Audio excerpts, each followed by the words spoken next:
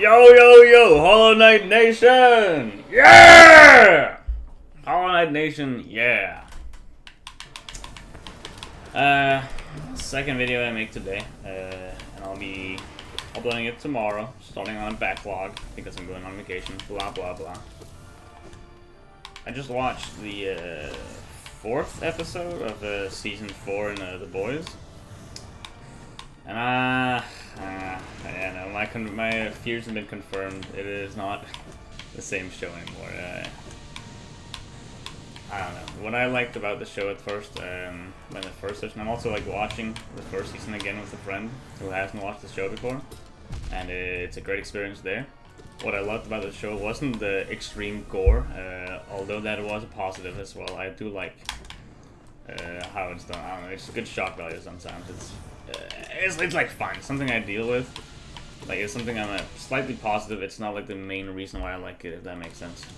But that has become like the primary focus of the new season. It feels just how much shocking can we make it. And I've never really been one for a shock humor that hard. But that was kind of awkward. I've just not been one for shock humor. It doesn't bother me, but it doesn't support me anymore. It does bother me though in The Boys season 4 because it takes such a focus on everything else. What I liked about The Boys first was first of all, just how well it was written, and like the cinematography, a lot of artsy stuff. They had a lot of good shots. Like if you just look at actual, I don't know. I was a media fan nerd. I don't know what that means in English. Film production student. I don't know. I had like. I studied that kind of shit in school because I thought it was interesting, and The Boys do that shit very well. It has a lot of great cinematography and funny tips and tricks I can look at and see, hey, I understand that. I've done that myself, and hey, I've studied that. Cool. So that's like the first thing I really liked, and then second, I really loved how great the it foreshadowed stuff. It had like a lot of like subtlety and like subtle foreshadowing nods of like, oh, what happened in the past, what's happening in the future. The initial season has a lot of like mysteries going on. And you're all like throwing out random words every now and again, like, oh, Mallory files. I don't know what that Mallory file is. Oh, lamplighter. Oh, okay, there's some interesting stuff here. Becca, like a lot of different plot lines that aren't even all explored in season 1. But a lot of them are just added onto, and I really love that, how it all fit together really, really well in this mystery. And it was all foreshadowed perfectly. All the different characters had backstories and interesting developments. It just makes sense. It just makes sense. Why are there no Vengeful spawning? What the fuck? The second thing I really liked, just the characters as well. Like, really great character studies. I could make all of them probably. Even some like more side characters, like Mother's Milk and Frenchie, are kind of basic in the beginning, but not really. They are very fleshed out as well and have some interesting lore behind them, like the backstory and everything. I don't know, I just really love that. It's great. All in all, a great show. I think still the episode, like season 1 and 2 are like some of my favorite, like my favorite show in television, maybe even ever. I've watched it still a lot of times. But I don't know, season 4 just doesn't have that at all, the way I liked it. None of the plot lines in season 4 were really foreshadowed from the beginning, which I guess makes sense. It wasn't like part of the source material. The original The Boys comic had nothing to do with what were happening anyways right now. But it was a bit.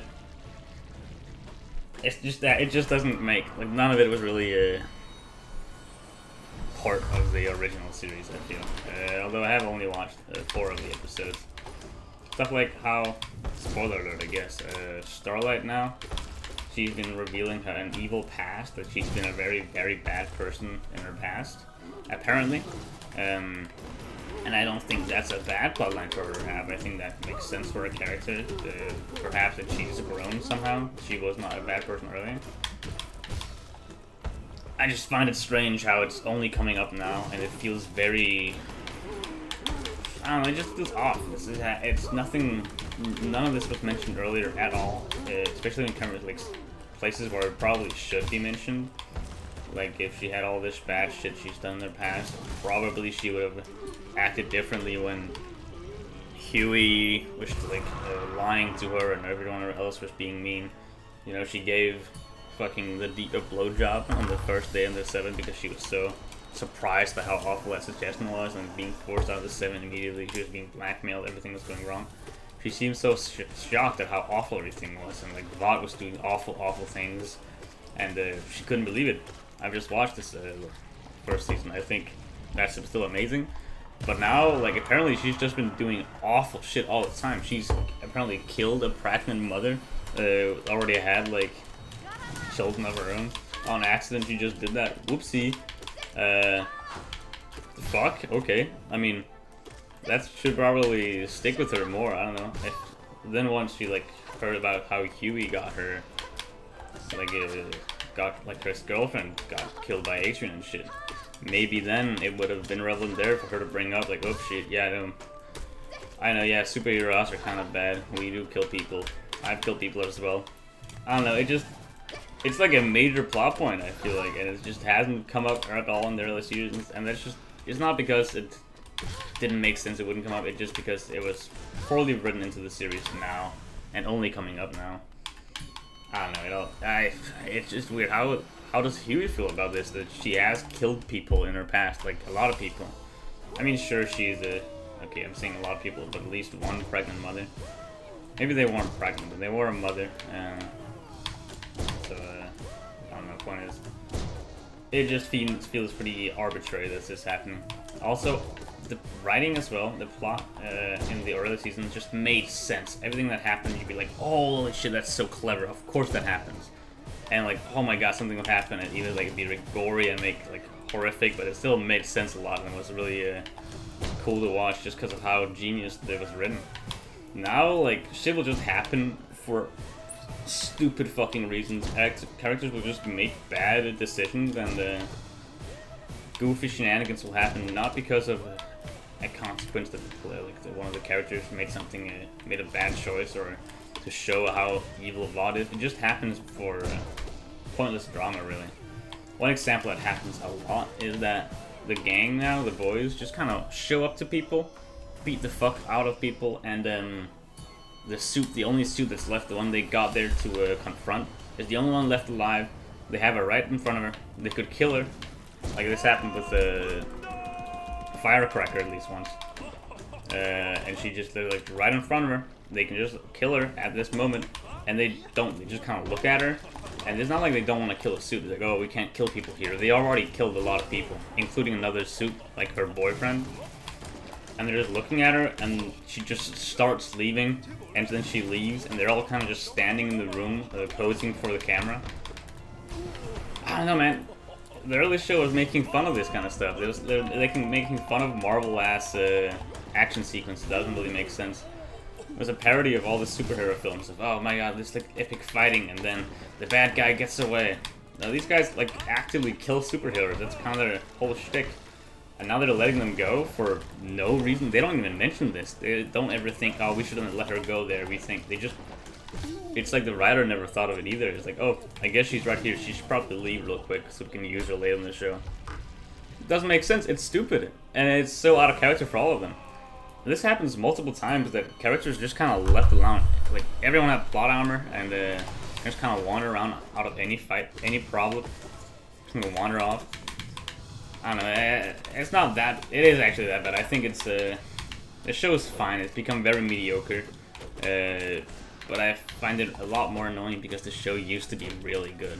And that's why I think it shouldn't be making these kind of mistakes. Adding backstory after, like, in the 4th season for a character to make her a little bit, give it a new arc, I guess. Okay, it's kind of weird.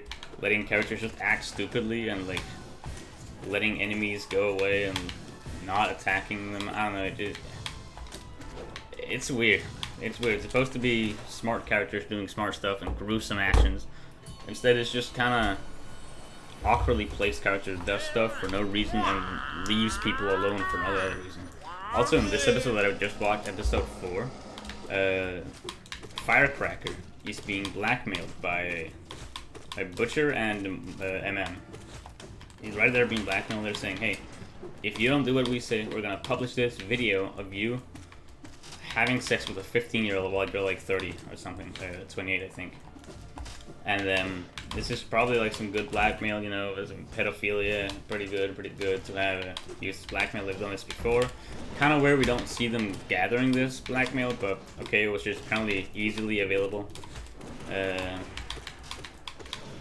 Firecracker just doesn't mind it and lets them, just sends it herself, like publishes that information to everyone and on the internet on her own. To kind of like call their bluff, like, yeah, I'm not scared of your blackmail. Which is an epic moment for her, maybe. But then he just walks off. These two people who previously, like she knows them, they were the people who killed his her boyfriend. They are wanted criminals, I'm pretty sure, at this point in the series. Maybe I'm like confusing things. But they are the very people who killed his like her friend slash boyfriend. I think it was not actually a boyfriend, it was like she was cucking him or something, blah blah blah. A simp for her. I don't know, they had just killed someone she cared about a lot. And they're right there. Their only shield against her right now is the fact that they have blackmail on her. She proves the blackmail doesn't work on her. Holy shit, they're gonna fucking die now. And then she walks off, leaving both of them to just kind of leave. She could have arrested them as well. Like, he doesn't have to kill her, I think. Kill them. I think she should have probably killed them. It makes sense for what we've seen superheroes do so far on the show. But she doesn't even arrest him or anything. I don't know, it was just weird.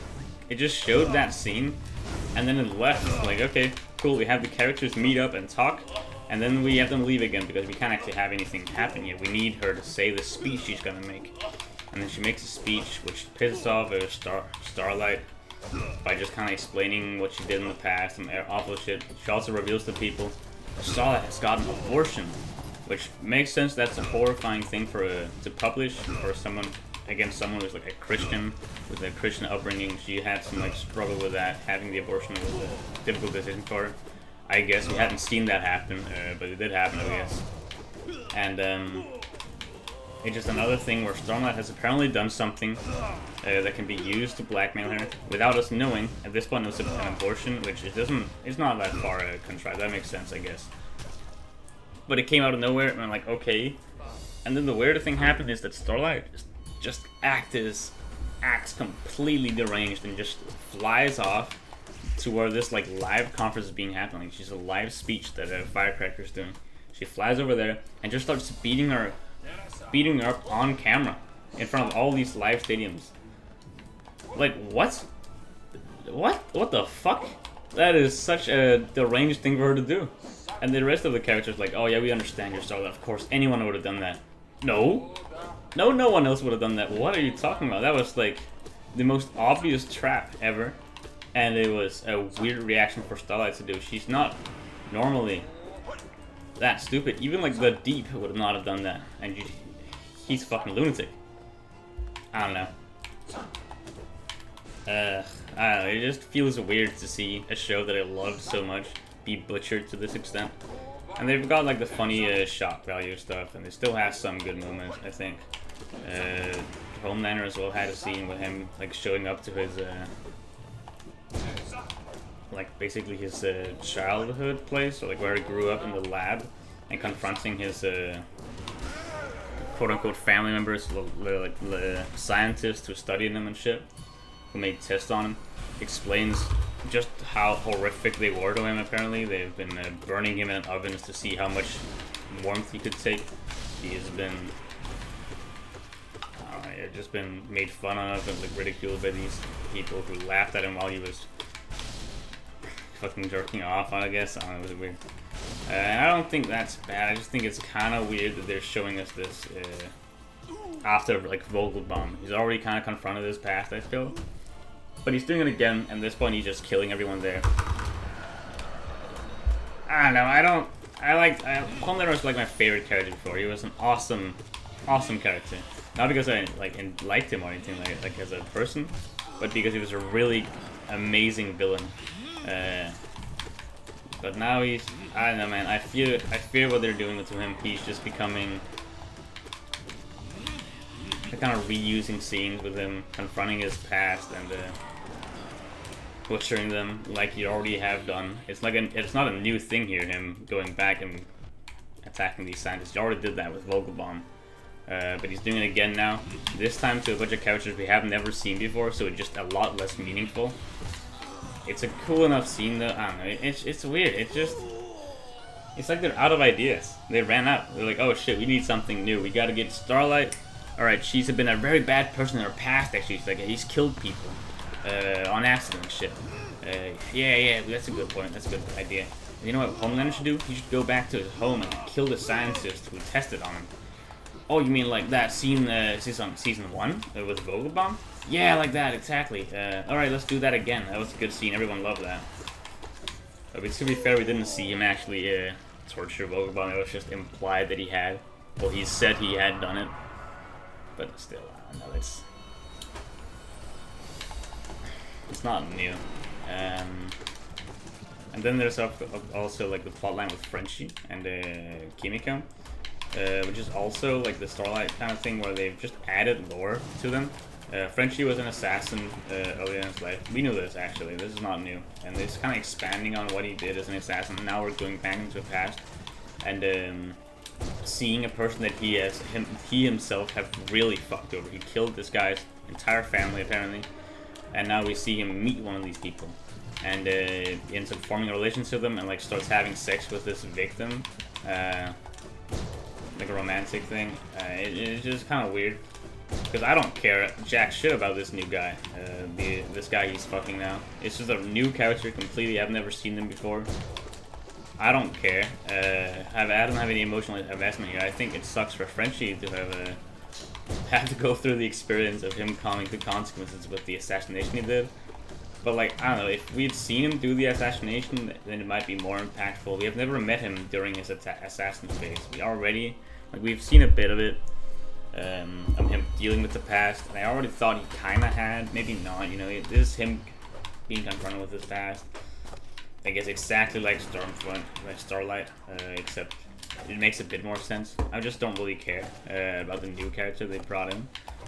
Not because he's not a good character, it's not a good plotline, it's just a bit late, you know. There's a lot of other plotlines in this show that are really interesting that I think should be invested more time in compared to this guy that they just kind of threw in. It feels like they didn't know what to do with Frenchie and just kind of gave him something to have. Exact same thing with Kimiko. She's now confronted with a person from her past as well during the terrorist organization, giving more lore to that. And another person that has just been kind of showed up and that I don't care about. It's different from the first season where we met her brother, because there we just met Kiriko. We still don't really know what she's about. She's kind of this enigma of a character, it's a mystery. And now we see this brother of hers apparently, who's like an actual terrorist, and it's gone bad. We're excited because holy shit, what's gonna happen here? There's like some character drama, but now it's just like it's kind of that again. But it's not like I'm ever worried that Kiriko will die, or that this character will die either, apparently, because twice now they've met, and Kiriko had the upper hand and could just kind of capture her and like talk to her, I guess, whatever, and she just doesn't. Like, it's one of those things again where the two characters are in front of each other, they've just fought, and now they're looking in the eyes, and the loser just kind of leaves. Like, not doing anything, like, oh, we just fought, and we just had this epic moment, epic character moment, and now I'm gonna leave without doing anything to you, because we gotta meet later. I'm not gonna capture you, I'm not gonna kill you, well, you gotta do your own thing later. And, yeah, that's kind of weird. Another new plotline is Huey meeting up with her mom, like his mom, seeing his mom for the first time in a long-ass time. She abandoned him when he was young. Okay. Because his father's got a heart attack or something, and he's been forced to confront that again. Like, I don't care. What I thought we were at the end of the show here. Why isn't this like? Why aren't we confronting like the Homelander's like insecurity with like fuck, what is it called? Henry? No, what's the kid called? I'm bad at names. Point is that we have a lot of other plot lines going. I don't know why we're suddenly adding new, like, almost filler content, stuff that hasn't been foreshadowed, something that isn't necessary at all. It's just happening. Whereas the whole shtick with Homelander, Butcher, and the Sun is like, I'm hoping this was gonna be like the final season. What's gonna happen here? I'm really excited.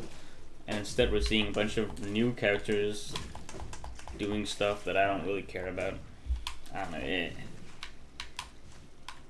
it feels like it just kind of drags on. I don't know what. I don't actually have my opinions completely figured out on this, but and it's also like only the 4th season, like the 4th episode in the season out of 8, I think, is out now.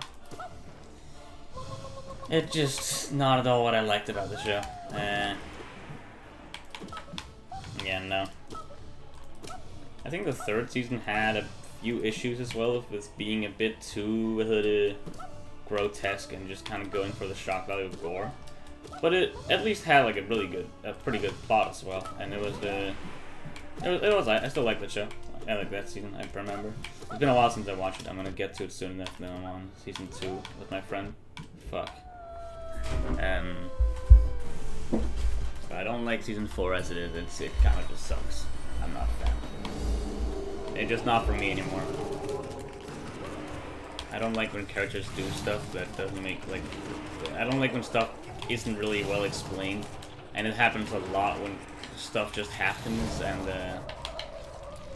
no one really cares. Like, I don't know, man. It's weird. Also, like the whole bot on ice thing. Homelander is like Huey is for some reason in the vents, and then Homelander shows up and like, oh shit, and Homelander realizes he's here and he starts like shooting lasers through the vents. At this point, Huey should be dead. He just got really fucking lucky and somehow didn't get hit by this laser shit. And then apparently Huey just escapes through the air ducts. I feel like Homelander can just kind of sweep the building if he wants. We've already seen him fly over the entire town looking for translucent, like with his super ash flying over a town looking for translucent, as if you can just kind of see through the windows, like through the roofs of the buildings. Why would might I not jump there?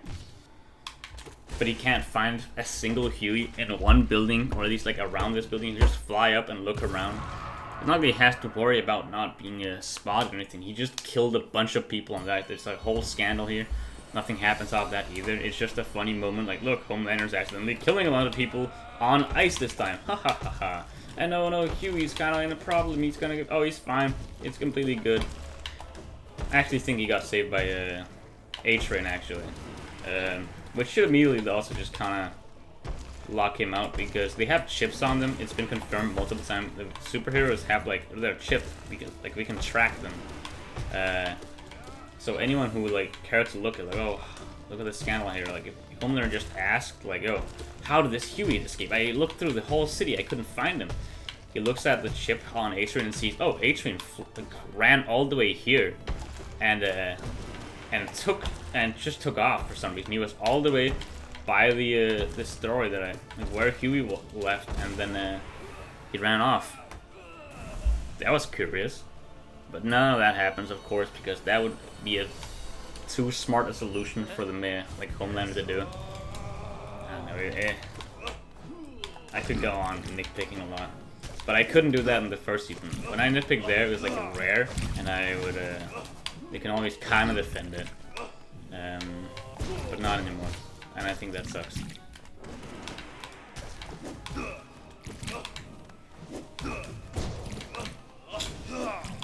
Oh yeah, that's my opinion. I'm probably gonna watch the full, like the rest of the shows anyways, though. It's like, I still watched the last season of Game of Thrones, even though it wasn't good.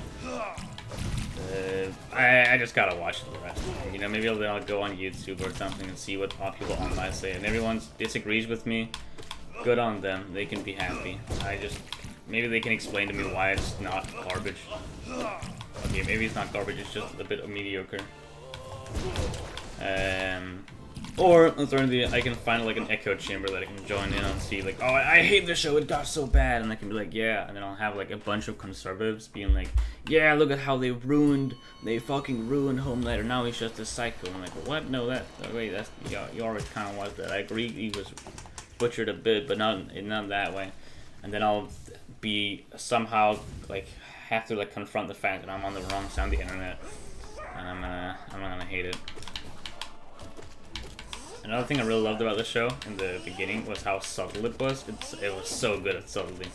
It had a lot of like obvious, like, it wasn't that subtle in a lot of the political stuff, but the foreshadowing, I already kind of mentioned, like mentioning Mallory files over and over again. and just making tidbits of like information that you don't know what means yet while watching the show. But on a rewatch, you can go back and think, oh my god, those fucking cheeky bastards, they've already spoiled the whole plot. Damn, that's awesome. Just have some subtle foreshadowing. I don't think there's any of that here, because it doesn't, I can't trust it anymore. All the nitpicking that I do ends up being, oh, that doesn't make sense. Whoops, okay. Like already when I mentioned that they somehow let Huey escape Homelander, when Homelander knew he was there. Then I can't really trust them to behave, I guess. I guess maybe Homelander doesn't want to kill Huey. Doesn't he? I feel like he should want to kill Huey. But he hasn't. He could just go over there and kill him. He's already kind of on that arc of just going around killing people. He's done it to a lot of, like, his friends, so like Black Noir died last season. I guess there's more reason there. And it's all been covered up. Now he's killing the lab, or like the bot lab where he got born. What else did he kill before that? Soldier Boy, I guess. No, not really. I feel like if Huey, like if Homelander really wanted, he could just go and kill Huey. No, they need to probably publish. No, they have the video of him on the Flight 37. That's a plotline still. That may have gotten them. But that was also kind of a thing where, like, I don't know. I still, that kind of makes sense. He doesn't want to kill Butcher though. That's still a thing, and that makes sense. I don't know, fuck, what's it called? Henry? No, he's not Henry. What's this cane called? No, I'm thinking of Henry Danger, because they look kind of similar. Homelander to Homelanderson. That plotline is still pretty good, I think, with Butcher and Homelander. The ship of the century. But the whole, like, episode 4 didn't have him at all in it. He was completely absent from that episode, and I think that's a huge L.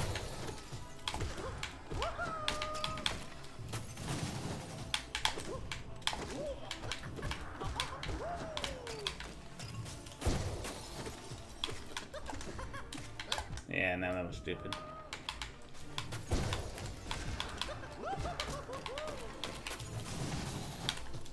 Oh, I thought I had... What? I thought I would have more soul.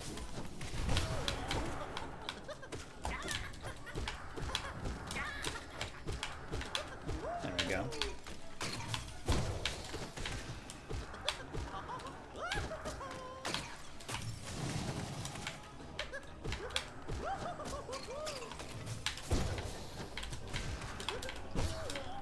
Hell yeah, and I got a Shriek here. He might be done. Yeah, awesome.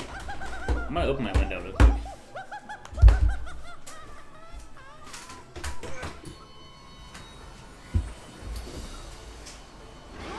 Also, another thing that happened in this episode, Huey got some V, like compound V for his father, which is gonna make him a superhero. And like, I thought he was getting temporary V, because that would probably say that would be a good plotline. True, his dad is sick. Give him some temporary V, he could become a superhero for a bit, and like, fucking be completely cured. You know, he's got super regeneration or super indestructibility. He'd just be able to survive somehow. That makes sense. Good, yeah, cool idea actually. And he's got a A-Train's a dude for him. Okay, actually an interesting plotline. Bit weird how A-Train is being kind of this cooperative. He's got a lot of stuff on his plate. He's got to steal temp V, but all right, fair enough. Let's see it happen. But that's not what he got. He got normal compound V, just regular ass blue compound V, which kind of surprised me. Like, what the fuck? He's gonna make his dad into a permanent superhero? First of all, that's an interesting thing for him to do. I guess it doesn't matter that much because he's already like accepted like Starlight as a superhero. He doesn't hate soups. He just hates the bad soups. You know, he's okay with Kiriko. He's okay with Starlight. But making his dad a superhero is still kind of a strange thing for him to do. He's gonna push him into this world of his, which he's tried very hard to like keep him out of. Second thing, Like, what the fuck? Making an adult into a superior, that's been described as quote-unquote messy by Homelander. Like, that's a messy process. It's not a smart thing to do. Or at least, maybe it is a smart thing, but that's like what Kiriko was, like, why Kiriko was, like, fucked up the way she is. Like, she's been, parents killed, became a terrorist, she's had a really shitty life, and then she got dosed on a bunch of fucking Compound V while being an adult, as well as, like, a bunch of other test subjects. And she managed to survive, a lot others didn't. It was very much implied, I feel, that making an adult into a superhero is a bad fucking idea, that it does not work most of the time. But now he's taking the risk on his father, I guess. He's just like, oh, I gotta save my father, I'm gonna put this dangerous chemical into my father that kills most people, goes into, unless you're a baby. And I always kind of assumed that it also probably killed some babies or something. I can just imagine that. But now it's like framed as this way to like cure his dad. Maybe they changed company. Maybe now it's safe, I guess. I don't know why. I don't know why they do that. I guess it's a pharmaceutical company. The kind of point of the company is to make V as good as possible. But that's why they made Temp V. Temp V was like the perfect solution here. Just make him like he doesn't have to take a lot of it. If you take too much Temp V, your brain melts. That's like what Butcher has a problem with right now. But just a bit of Temp V would save the day, wouldn't it? It just feels like a much better solution. It's like weird that they haven't thought about that. Anyway, I actually don't remember the third season that well. Like I think I do, but it could be that I'm missing a scene where they broke all the Temp V or some shit. I don't think that could possibly happen. They would probably just have more in some lab somewhere or continue studying it. Oh no, it became illegal. Whatever, they're just gonna keep doing it. I don't know. It's a weird decision Huey has made. Also, then we have like what's it called? The smartest person alive? Sage? Yeah, Sister Sage. I liked the character when they initially introduced them. That was an interesting shtick. Having a really smart character work with Homelander. I thought definitely it was going to be like she's abusing him and like tricking him. I still think that's the truth. Like she's not actually helping Homelander. She is somehow tricking him into like making the downfall or something like that. Just because, well, she's the smartest person ever, and why would she work for Homelander right now in like destroying the world? Maybe that is the smart thing you can do, you know. But it just feels a bit weird that she would do that, especially when everyone around her kind of treats her like the exact way she doesn't like. Like she doesn't like being called Sister Sage because it's like an unnecessary remark about her race and stuff. And people like Firecracker, one of her allies in this, have already like made an iteration comment like, "Oh, I guess you're one of the good ones," and she's very clearly not a fan of that. I don't know. I guess she just likes fucking around with people, but I still think it's like a trick. And if it turns out to be a plot twist that, holy shit, Sage was actually tricking Homelander the whole time, whoa, then I'm just gonna be a little bit disappointed because that's not that shocking, but it's like, it's still weird the way they've done it so far. I can't believe that this is the smartest way to go about this. Maybe it is. Maybe this is like the genius move. Maybe going through Starlight's medical files and seeing that she had an abortion, revealing that to the whole world. Maybe that's just needed for the grand plan of taking down Homelander. Or maybe I'm wrong. Maybe she genuinely does support Homelander and wants the world to burn. And like wants to make Homelander the king of the world. It could be that that is the smartest thing. You know, I'm not the smartest person in the world. So perhaps that's just what it is. That's the smartest thing you could do. That being said, though, I don't think the writers are the smartest people in the world either. Mostly evidently from the previous few scenes that I described where Huey made a bunch of stupid decisions. It should also be noted that on the scene where Huey received the Compound V by A-Train, there was like an assassination attempt against him and Kiriko, apparently. Like, while they were talking with A-Train, we see the perspective of someone holding in like a sniper scope of some kind, like maybe just a scope, I don't know if it's a sniper scope, just looking at Huey through the scope, waiting. A-Train leaves, and suddenly gunfire, pow, pow, pow, pow, pow, pow.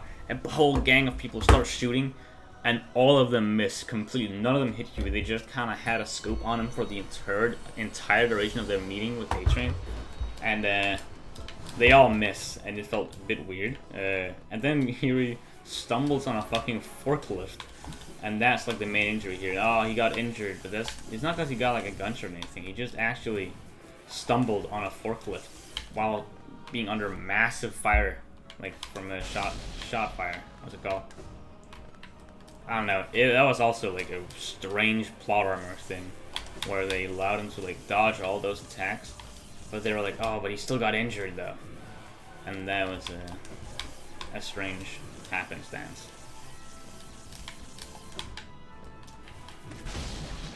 You're kidding me. Why do I keep fucking up that?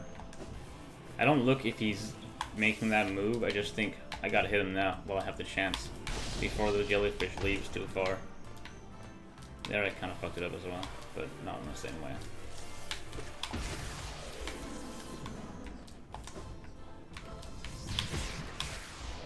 Barely hit that.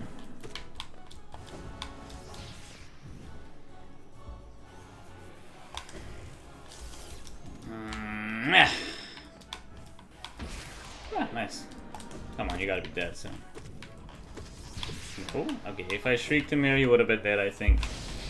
I didn't shriek him here, so now I have to wait a bit longer for, oh man. That could have been the end.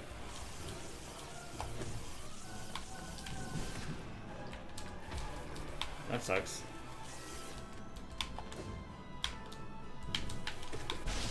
Ah! Oh! What?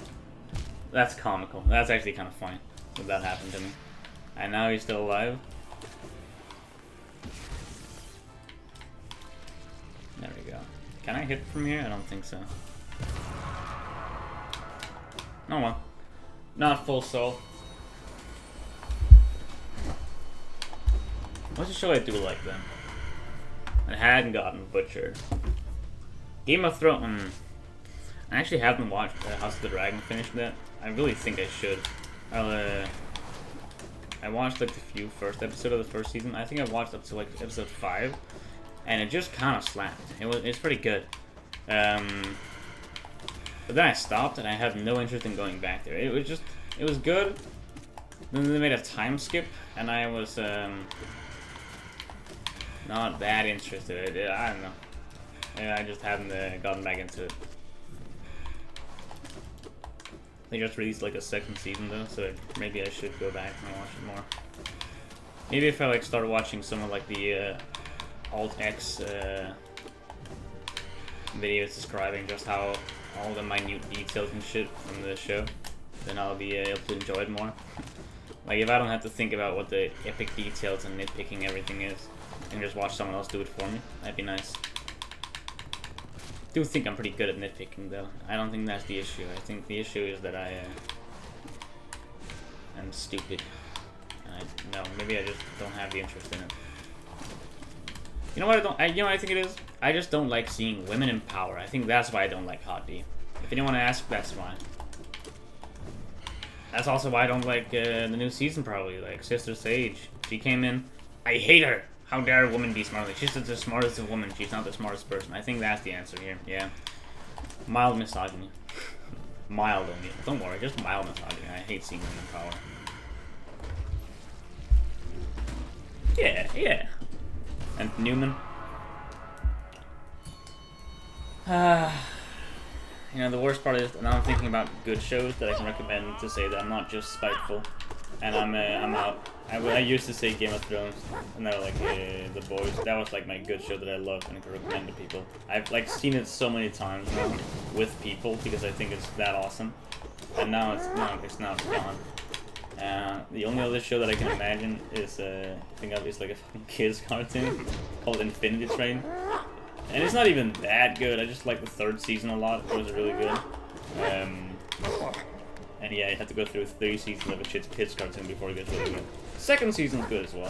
First season's alright. Third season though, it's about like a fucking child manipulator, like a fucking cult leader of a child cult, who trains children to be unethical monsters and like do everything in their power to stop progression in like character growth.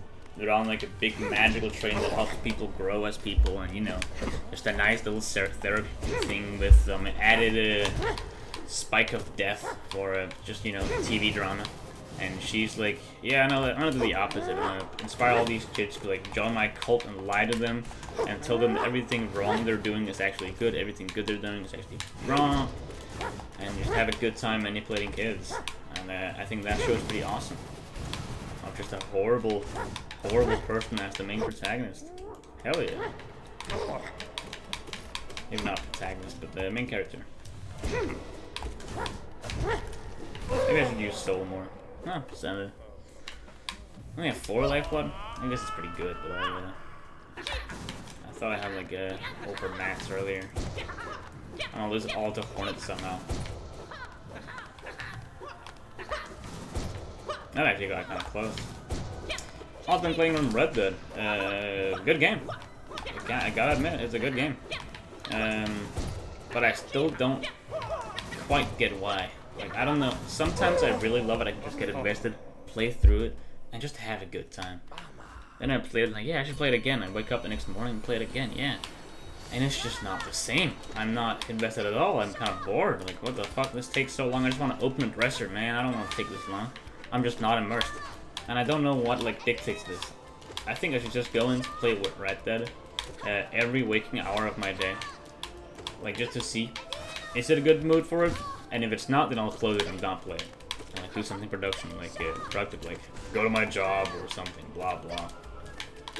But if I do like it, I just have a lot of fun, then I should do that for the whole day. And like, spend as much time playing Red Dead as I can while I still enjoy it. Because during that time, it's actually like an amazing game. I had like a great experience playing it yesterday. Hard to describe. It was just a fun time. I don't know. It's not fun like, yay, ha ha ha, yeah, I'm laughing. It's just a nice experience, because it was just good.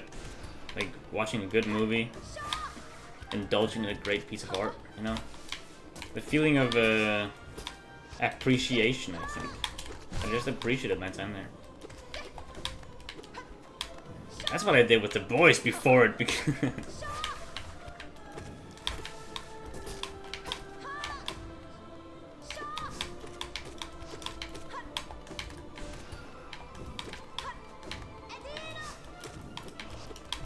Whoops. Oh my god. I missed her, so I was accounting for the knockback and fucked myself over that. That's annoying.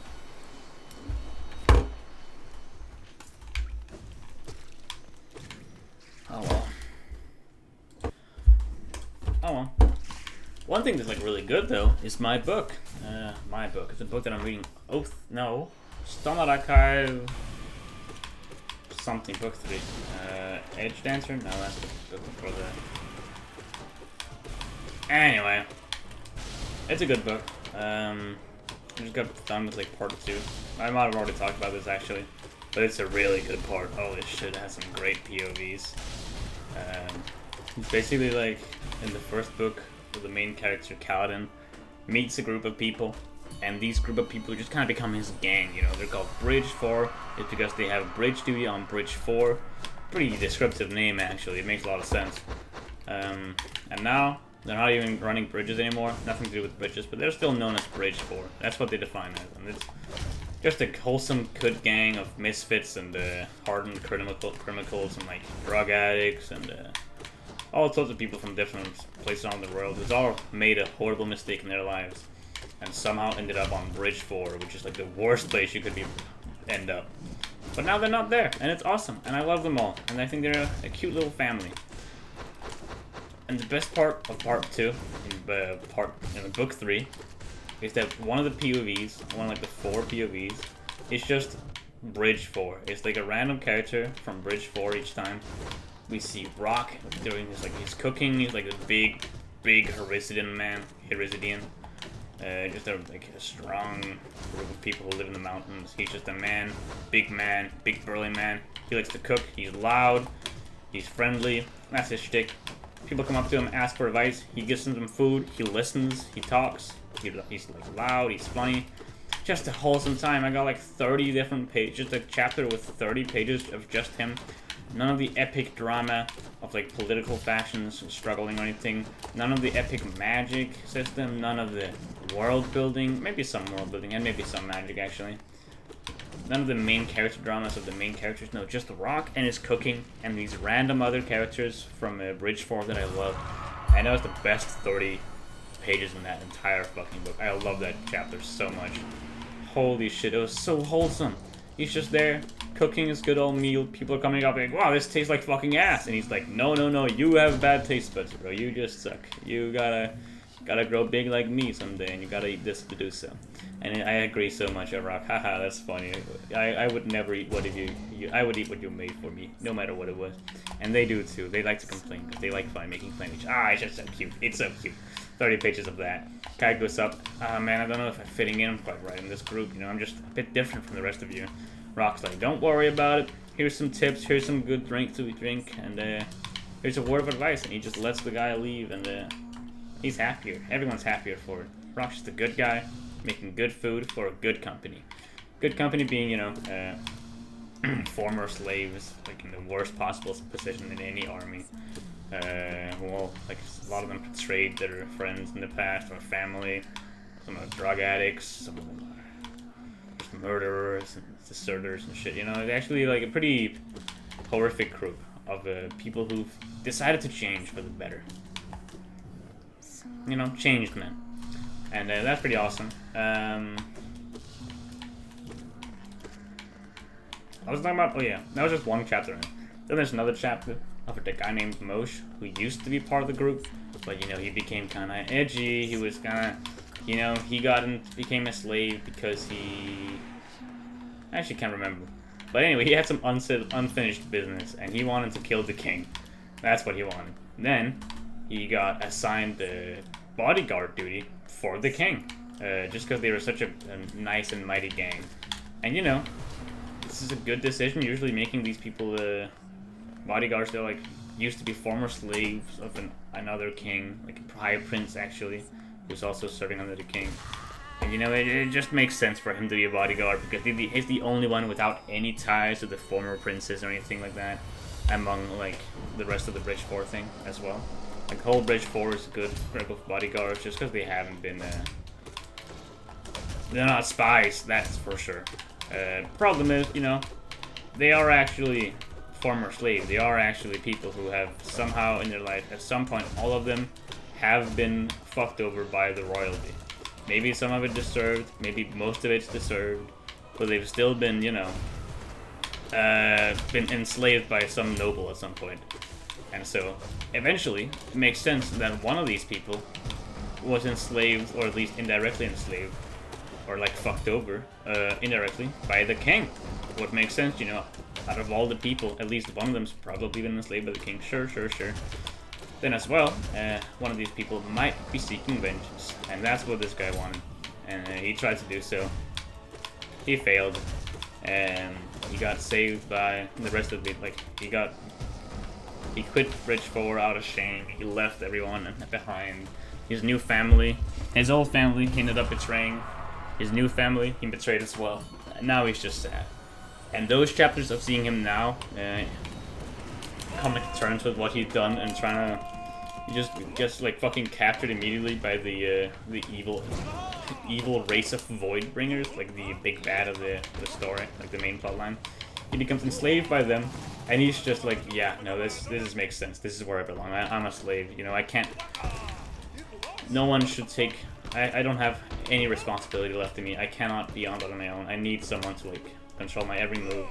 This is for the best. You know, he's just really down bad.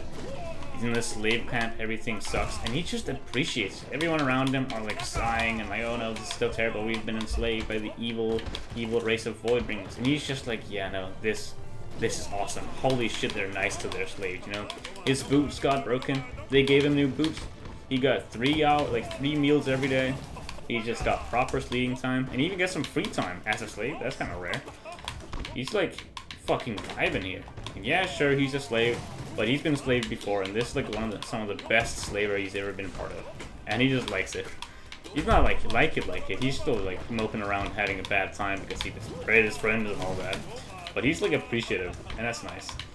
Then he sees some other group of slaves being like beat down. He's like, oh shit, no, I can't have that. Why are you treating your slaves poorly, bro? You're the good slave owners. Come on. And he just starts an arc of him being basically like, it's hard to describe it without describing what a god part. Essentially, when he was a slave, he got saved by our main character called Kaladin. Saved, he just became like camaraderie with Bridge 4, you know. That group of people were all slaves, and Kaladin, our main character, Kaladin, our main character, helped them escape, and while doing so, made kind of like a camaraderie, made everyone friends, and had a good time with them. He made a family out of a group of slaves, and that's nice. Now Mosh is basically doing the same thing with a whole new group. This time with like evil Voidbringer and Parchment thing, like the enemy super evil race. He just joins that race, like war against humanity, and is like, yeah, no, these guys are bad. There's no right. Humanity sucks. I'm one of humanity, and I don't like me, so everyone in humanity sucks, except like a few. But honestly, they're not as good either. He still wants vengeance as well, like against the king. He didn't get it, and he can't deny that part of himself. Like he wants vengeance. That's what he's gonna get. While seeking vengeance as part of this like evil Voidbringer army, he sees like a few Voidbringer slaves for some reason. So far, the only slaves have been humans, but these are Voidbringer slaves. And no, man, he doesn't like that. The Voidbringers are supposed to rule the world, and they're supposed to be better than us. Not supposed to take slaves of each other. That's a human thing. So he joins these like slaves. Here's this, yo, I'm gonna help you out. I'm gonna teach you how to fight. I'm gonna teach you how to be proper individuals, like soldiers and shit. And maybe you can get out of slavery and start ruling other humans or anything like that. He just wants to help. And that's really nice. I don't know why. It's just really nice. He's working for the enemy. He's like absolutely betraying his whole race at this point. Joining like the ancient evil enemy. Well, I'm pretty sure all the good guys. I'm pretty sure humanity is the bad guys in the end. I think that's going to be like a plot just that's going to end up happening. Maybe not. But it's just nice seeing, you know. Even then, Mosh like betraying everyone else's cause. Like every one of the other characters in the book are somehow trying to undermine the Voidbringers. Like in different ways, they're all like working together to save humanity. Mosh, as the first POV that's actively just been helping out the enemy, and that's so nice to see him doing it of all people. It makes me happy, and the way he's doing it as well. Oh, I love you, Mosh. I love you so much, Mosh. He's the best. I actually didn't care much for him when we first saw him, and when he was part of the Bridge 4. He was one of the least interesting people in that group to me, which maybe is a bit unfair, but that's how I felt. But now, I love him. Rock is still superior though, the cook. Love Rock. And Silksong, holy shit, there's another baller-ass chapter in this part, which was just like a dude named Silksong. He's like a scholar, part of this like slave band who became bodyguards. And you know, they've just kind of gained magical power because of their leader, the main character Kaladin. He became Magic Man, and he can give some magic to his friends and shit, so they're also Magic Men. Whatever, point is, he's just a scholar, he just wants the facts down. He's going around, like everyone's practicing about this new magic lesson. A lot of cool lore about how the world works and how the magic works, everything's exciting. He wants more of the paperwork. He's going up and like, yo, some of our men just got married, where are they gonna stay? They're not gonna be staying in the barracks, are they? We gotta get some housing. And that's like the main plot of that chapter. He's just going around asking practical questions to our main character and be like, yo, we gotta find housing for these people. What are your plans on that? The main character's like, oh, I hadn't thought about that. I had not thought about that. I'm kind of dealing with a whole army of Voidbringers right now. I don't know, man. Can you take over? He's like, all right, I'll do that. Next question. How are we gonna deal with the religion in our group? We have a lot of people in different religions. Well, what do we do? And he's like, what? Can't we just let people do whatever they want, like whatever religion they believe? And Six is like, I guess, but you know, you have to think about like, who do we have any like righteousness here? What's like morality? We are kind of a separate group of people. What's like our moral code? Do we have any laws do we have to abide by? A lot of people's laws are defined by their religion in this world, so how are we gonna be acting? What's like the moral code of our group? You know, we have like a bunch of drug addicts, like we have a drug addict, a bunch of deserters and shit. When do we know what's right and wrong? We gotta probably have like some sort of code for this. And our character's like, I guess. Main character's like, shit, I guess, probably. Can you make that? I guess. I don't know. And he's like, okay, next question. And just kind of keeps going with a bunch of practical questions for how they're going to set up their men. And they're interesting questions as well. Stuff that I haven't think about myself, but like, they're good questions, and I actually do want to know this. Fuck the world lore, fuck the magic system. I want to know how is their fucking army. Damn, that was stupid. Why did I do that? I'm such an idiot. What? Oh, why didn't he get pushed back? Oh, because the ledge. Good questions. There's another question, I think, of recruitment. They're gonna like recruit different members to their cause because they, you know, he's a magic man. He can make more magic men. Wouldn't the maximum amount of magic men be the best amount of magic men? You know, just to get as many wizards as possible. They seem pretty useful. They can fly. They can make other things fly. They, like, not only is it great for transportation, great soldiers, and yeah, no, we should get a lot of these guys for the army. And our guy's like, I guess, yeah. How do we recruit them? Well, that's kind of where I'm going back with the moral code thing. How do we judge who are worthy of this magic and shit? And you know, main character, bless him, but he has not thought about this. And I don't know. It was just a nice couple of chapters of him, you know, like pages, just him being confronted with a bunch of like practical problems and shit about the main group. I don't know.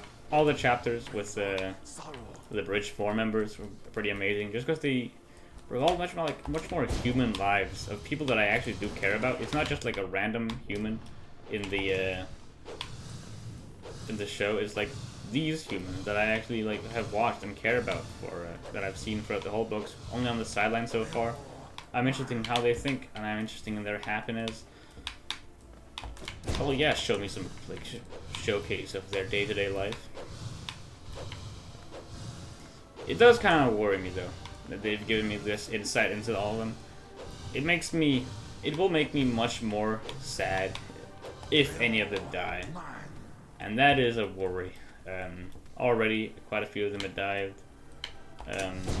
but never really anyone true main character-y. You know, they're all side characters, but there are some more important side characters, and some of the less important ones have gotten badly hurt and like have been close to death, and some of them have actually died. A lot of named characters who haven't really had any relevance have died, but none of the main ones like Teft, Rock, Mosh, and Silksong, Lopin, and Scar. You know, it's quite a few of them. I think Scar's gonna fucking die though. Well, Lopin. Oh, I don't want to lose Lopin. I don't want to lose any of them. I don't want to lose any of them. But showing me this like personal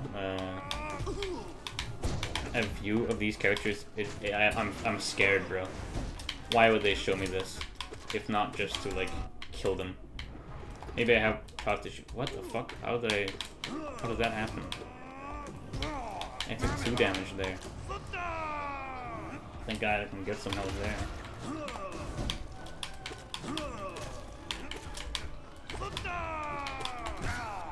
Huge. Okay, we're back in full. I'm gonna focus here. I've practiced this fight a lot, but I'm still never confident at it. I'm also not in my best gameplay mood today, apparently. Oh, shit. Clearly not, look at that. But I've been making a lot of mistakes today. My previous video especially.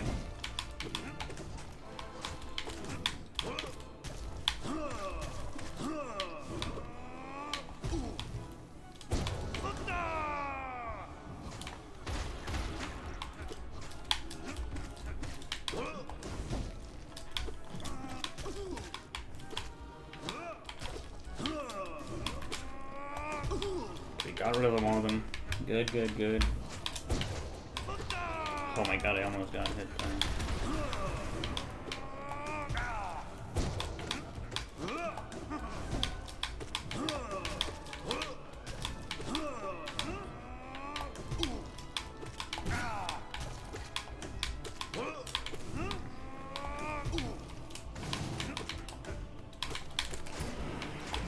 What? Oh, I dashed the wrong way on accident. Ooh. Ah, bad dash. Stupid dash.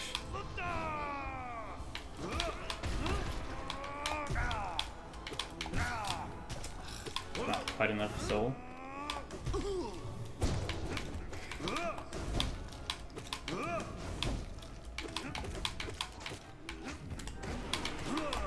He got hit by my shriek. Fun.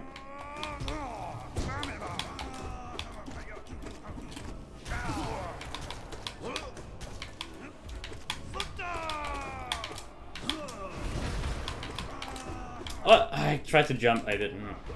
I hit it too soon, I think. Leaves me in a scary spot. I could just instantly die to false knight, and that has happened a few times. I think I'm at a risk of that just because I'm not a good reaction time right now.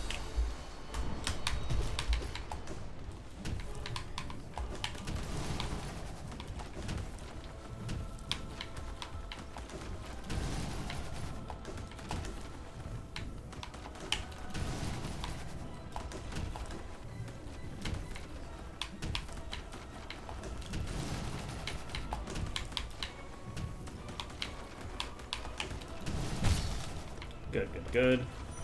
Yeah. Biggest worry out of it. I'm not gonna die in one hit, but still. Yikes. I feel like I've been cursed with some sort of bad. What? How did he. Did I fuck up? Did I not hit him? Whoops.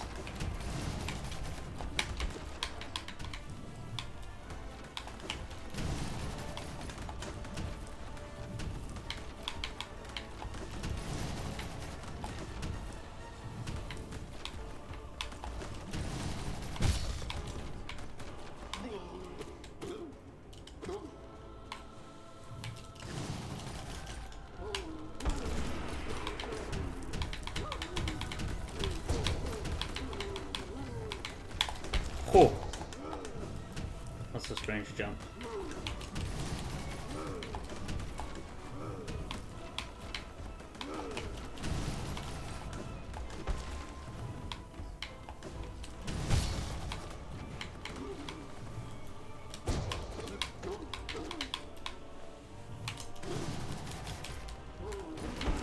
Oh, I didn't shriek him properly.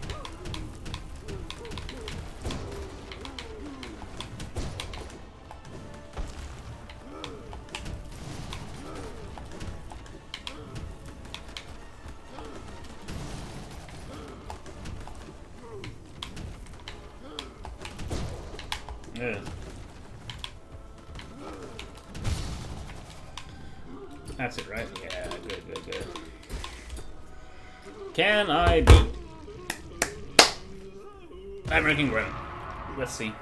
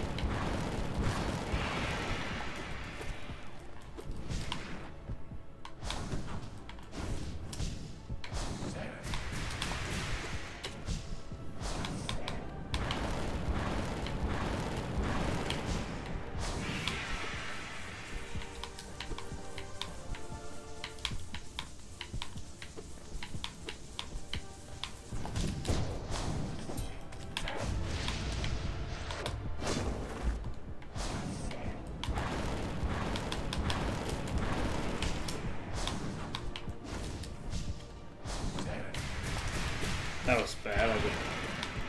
Did not. Blah, blah, blah, blah, blah.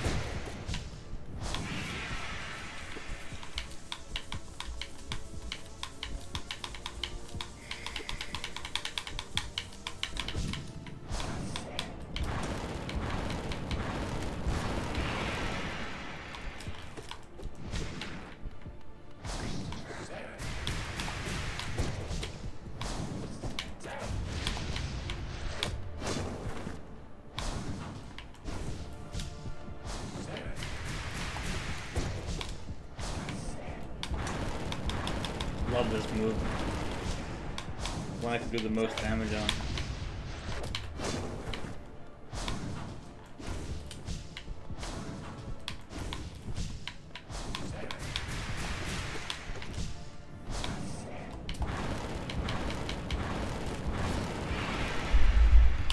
Yeah. Long ass fight.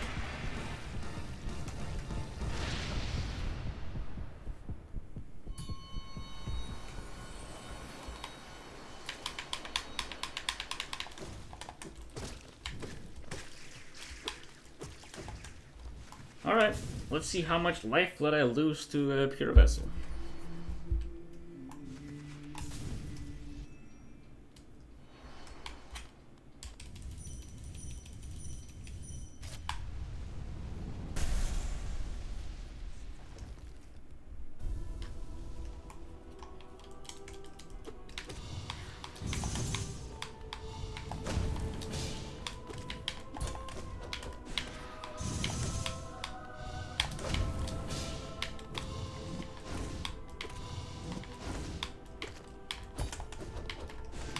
Ah, okay, don't use soul, I guess.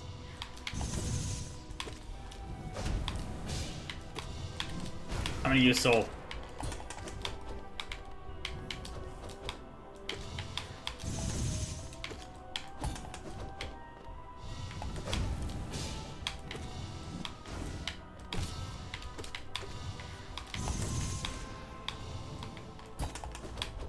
I just love soul so much.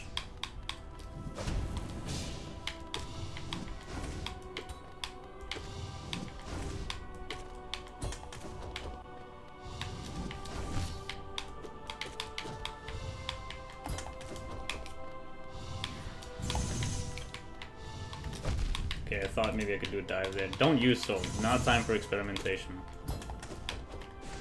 What did I just say? Oh. Well, that was sad.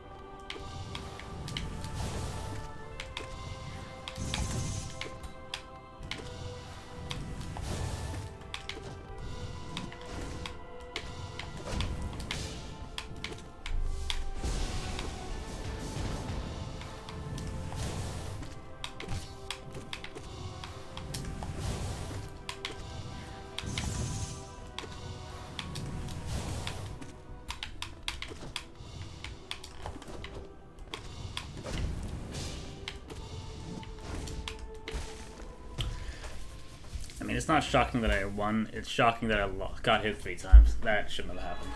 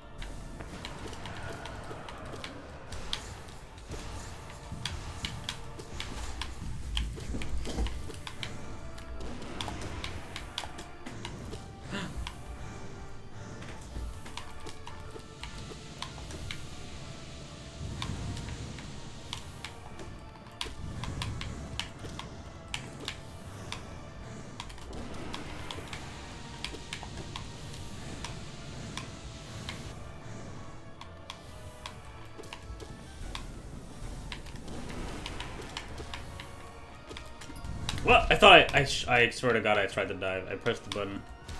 That's like a classic to get rid of the spikes.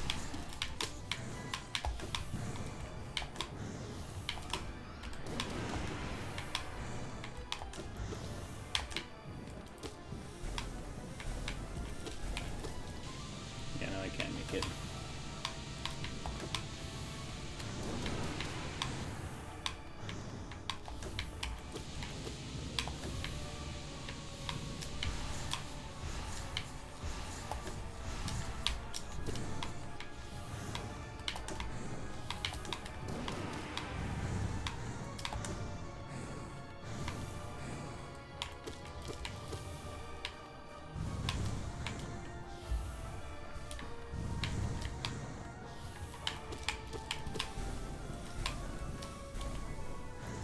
Oh, what? Okay, I thought I took damage there. I guess I didn't. I thought I would have. What weird.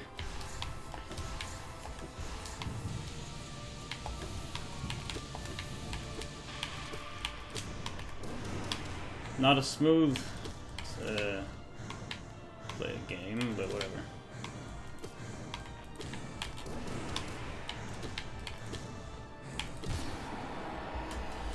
Not very well played to get this far, but let's see how far I can take it though.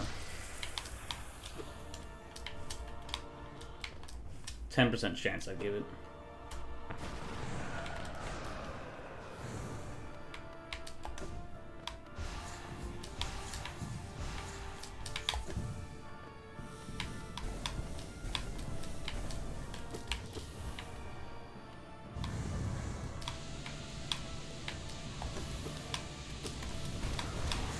Uh-oh. They spawned right on top of me, I was so scared. Which side is that?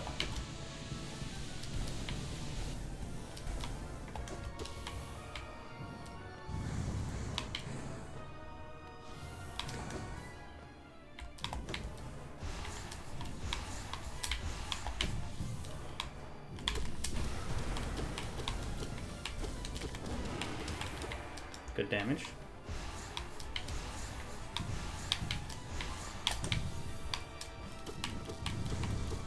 Very lucky that I didn't get hit there, but whatever. I'll count my blessings later.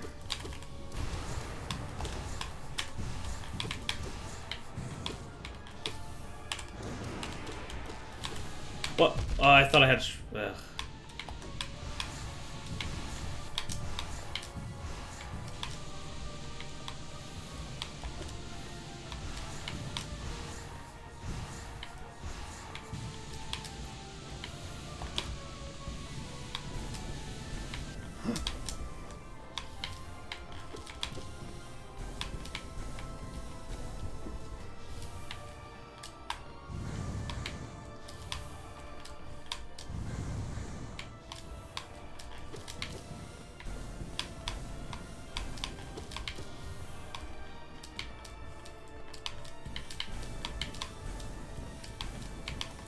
What?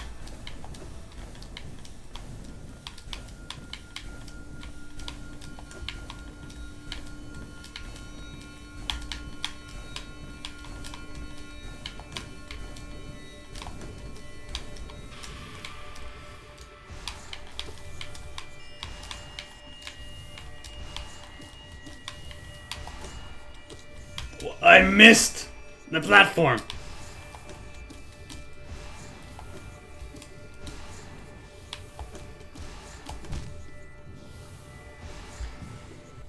Oh my god! I missed the platform. I was also pogoing Ray wrong. That was not right. Oh, that's close. My heart's pumping. Holy shit! Okay. My back's aching because I was in the biggest gamer stance imaginable. Holy. No, okay. I got cold feet. I was trying to do not pogo because I've been doing a lot of practice, and I find not doing pogo is helpful to get more shrieks in and just end the fight quickly. If I have like more than one health, I like to just end the fight quickly there. On like at the practice runs I've done. But I got cold feet. I'm so much more used to the pogo, which you wouldn't expect looking at what I just did there. That was pretty bad. I'm still kind of confused on how the orb that hit me. That was a very close one then, which is sad. Usually on that strat, you're just kind of lucky and it don't hit you. Not this time. Whew. Okay. Honestly though, this is a pretty good. There's like a pretty bad run. I played pretty badly throughout the whole thing, but even on that, I almost won. So it kind of brings me more hope. Hell yeah. Okay. Thanks for watching, I guess. Wish me luck next time.